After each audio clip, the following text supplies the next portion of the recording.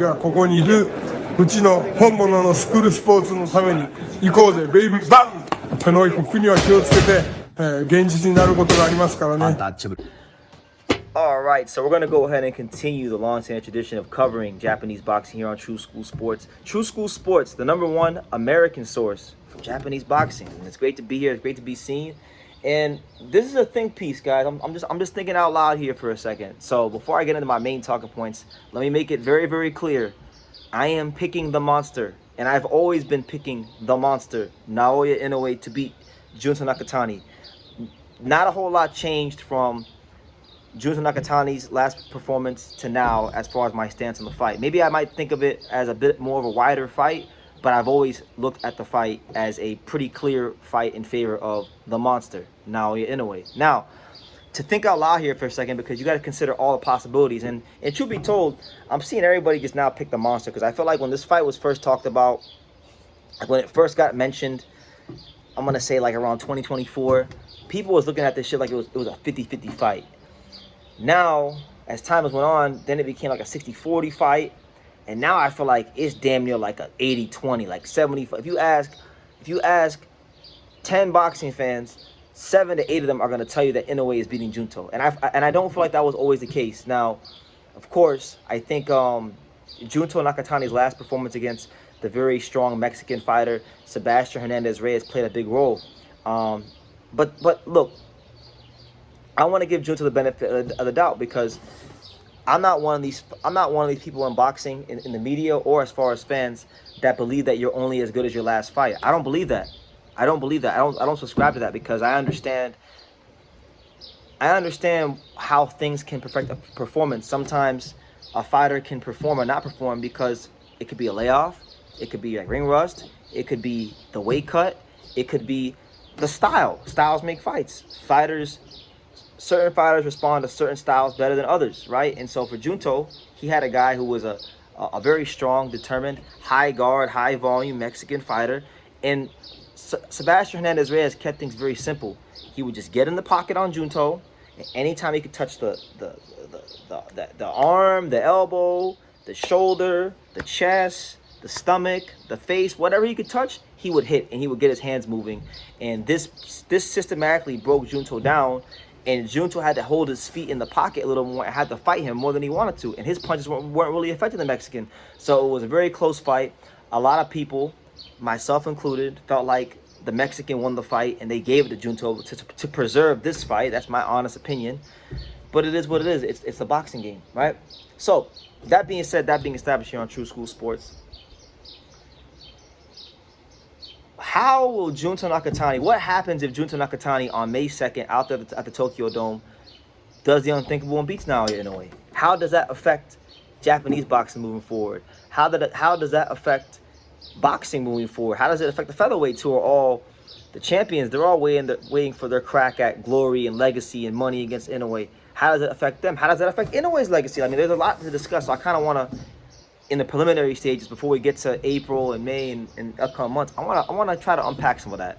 So, first and foremost, why should Junto Nakatani be given a chance in this fight against Inoue? Well, for one, he's still one of the top fighters in the world. He's still a very, very good fighter. He is an upper echelon fighter. That is the truth. He's a 3-division champion. They don't just give the belts out, regardless of what boxing fans think. You know, to be a world champion multiple times, you got to be somewhat good in the sport, and he's more than somewhat good in the sport. Inoue doesn't fight like his last opponent. Inoue has a much more regimented Japanese style, but again, it's the highest level of the Japanese style. It's the straight punches and the placement of the Japanese style, but it's the most explosive version of that, from the mid-range, from the outside. That explosive first step he has is a very hard thing to negate and prepare for when you're in the ring with him, right? So that being said, I feel like you know, although you can't simulate what Inoue fully is in the ring, you can bring in fighters in Japan that have that style, that have that punch selection, that have those tendencies, you know. And so because of that, I think Junto will be more used to seeing what he's going to see with Inoue, and you got to give him a chance because of that. That being said, if he is to beat Inoue, how will that change Japanese boxing? Well, number one, if he beats Inoue, I think whether it's in a close fight or in a dominant fight, if he wins against Inoue in any fashion, there will be a rematch. There will be a rematch, and a star will be born in Japan. Junto Nakatani will go from being a guy in Japan that is just known in the boxing community to the hardcores. He'll go from being a boxing star to a legitimate, like, true superstar of Japanese sport. You know, that's what he's gonna be, because that's the kind of star power Inoue has. You know, Inoue, his star power just in the 3 years that I've been going to Japan, because the first time I went to Japan was the spring of 2023. So from that to now, and I haven't gone this calendar year, but the last time I was in Japan was last May. So from the spring of 2023 to the summer of May 2025, which was the last time I was in Japan, Inoue's star power is exponentially different. Inoue in the Lewis Neri fight, and headlining a fight at the Tokyo Dome, did a whole lot for his name and his star power in Japan to the average person. You talk to a lot of the gym owners in Japan, and I did, from Osaka to Okayama to Tokyo to just the whole country. They'll all tell you, when Inoue fought Neri at the Tokyo Dome, the signups for youth boxing shot through the roof. They've been shooting through the roof during his whole career, if you ask the gym owners in Japan. But really, when he fought Lewis Neri, that really inspired a lot of the Japanese kids to, instead of playing the national sport like baseball or soccer, which is becoming very, very popular in Japan, there's been a lot of money poured into the soccer program. A lot of kids are considering boxing, right? So he's inspired a whole generation, and there's going to be a lot of great Japanese fighters, 10, 15, 18 years from now that come because of Inoue. So if Junto beats him, and I'm saying all that to say that if Junto beats him, he's now going to be in a different stratosphere, and it'll make for a massive rematch, and it could potentially be a passing of the torch type of situation, right? Now that's one aspect of it. The other aspect of it is, if Inoue loses, then there's going to be real debate as to now who's the best fighter in the world, because now with the loss, Usyk could be the clear number one. Bam will gain ground. Shakur Stevenson, if he's to get the big fight and win, now maybe he's gonna have a claim. So it'll affect the pound for pound talks. And then on top of that, I also think it would show in the timeline of Inoue's career, of how long he's in a box. Because if he loses to Junto, then he may not consider going to featherweight. Let's be real. If he loses to Junto, it could be the end of the road. He might just do the rematch, and that could be it.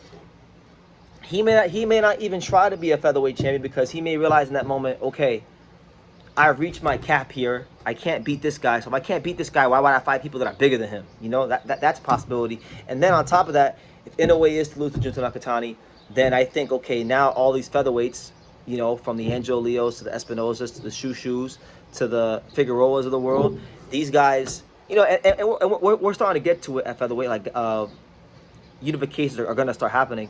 But now it's really not, like, Inoue is not even in the equation anymore. Their dreams, in a sense, kind of die if Inoue gets beat up by Junto. So Junto Nakatani, believe it or not, he's in a very big position of power, to where if he beats Inoue, he changes the whole dynamics of boxing. It's not just, for himself or his career. He changes the trajectory of a lot of guys' career at featherweight. He changes the trajectory of the guy's career in front of him in a way, and he puts himself in rarefied air as a Japanese fighter. And on top of that, if I'm not mistaken, he was champion at 108? No, not 108. He was champion at 112. Was it 115, 118? So yeah, I think that would make Junto Nakatani a 4-division champion. He would be Japan's only third 4-division champion in history, joining Inoue in Ioka. So you're talking about Junto Nakatani now. He would just shoot way up the ranks of the great fighters in Japanese box history. So you want to talk about a guy who can make the most change in boxing from now till when he fights in May? It's actually Junto Nakatani. So just thinking out loud here, I think Inoue will win, but it is something to consider, because Inoue's made it very clear in the media. Like, he said pretty much, look, I'm not going in there to box with this guy. I know recently Inoue's been boxing against Picasso. He's done some boxing against like Mirjan Akhmadaliev, MJ, right? But this is different. And if y'all aren't familiar with Japanese boxing, let me put y'all on game.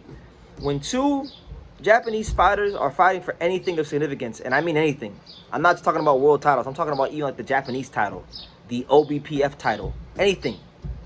And they're on home soil. I'm telling you guys, these are some of the most hellacious fights in boxing. And these guys bite down a little bit harder. They dig in a little bit harder. They fight a little bit harder. And so Inoue has pretty much been in the media over there in Japan, and he's been saying, look, you guys think that this guy Junto can beat me? I built this game. I built boxing, big time boxing in Japan over the last 10 plus years. And you think he could beat me? He's like disrespected about it. He feels offended. And so he said pretty much, look, I know I've been boxing recently, but I ain't going to be boxing for this fight. For this fight, I'm looking to knock this dude out and send a message to the world that I am still the monster. I am still like the best fighter in the world. So because he's going to be in that mindset, I think it's going to present a lot of opportunities for Junto Nakatani to put these bricks on him and really see what's what. So I'm excited for it.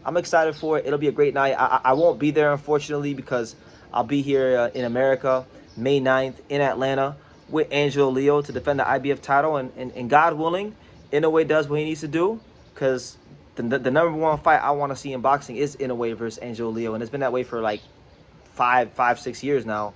But anyway, those are my thoughts. Thank you for watching True School Sports. Thank you for watching another video on the untouchable True School Sports empire, the home of boxing. We're on the road to 100,000 subscribers, guys. So help us keep being great. Help us keep pushing out that real boxing content for the fine folks all around the world. And make sure you jab, you hook, you Mike Tyson, you Mayweather that subscribe button. Pops, show them how do they gotta hit the subscribe button. Pop, pop.